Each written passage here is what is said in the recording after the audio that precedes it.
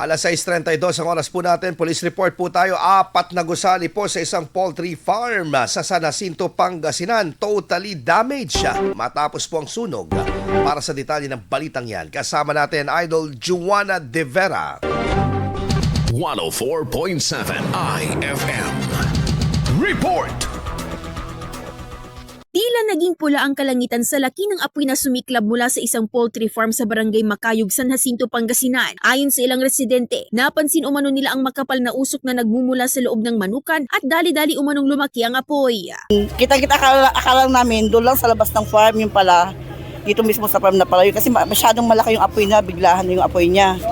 Una, yung kalahati lang. Nung bigla na lang yung lumaki hanggang sa umabot ng 4 na building na. Naging 4 na building na. Ang lakas Base sa mga kuwang footage ng ilang residente, kitang-kita ang lawak ng sunog, ilang daang metro mula sa kanilang kinaroroonan. Bagaman agaran ng naging pagresponde ng mga bombero, tila bahagya pa umanong lumawak ang sunog na sa hinala ng marami ay nadami pang isa pang manukan. Rumisponde rin ang mga karatig na himpilan ng Bureau of Fire Protection sa lugar. Ayon sa BFP San Jacinto, nangyari ang insidente pasado alas 8 ng gabi na nagsimula sa isang gusali ng manukan at kalaunay nadamay pa ang 3 karatig na gusali. Bali ano po, 4 po ma'am.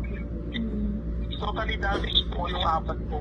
At bali po, nagkandak po kami ng follow-up investigation kanina at inimitan po namin sila sa opisina upang magbigay po sila ng salaysay at yung mga hinihingi namin mga requirements para okay naman po. Bali, may improvement din po naman po sila yung kailangan po namin requirements.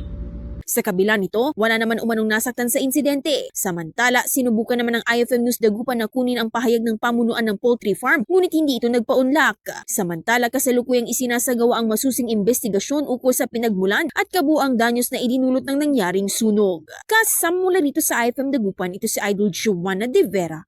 Tatak IFM. IFM News. IFM News.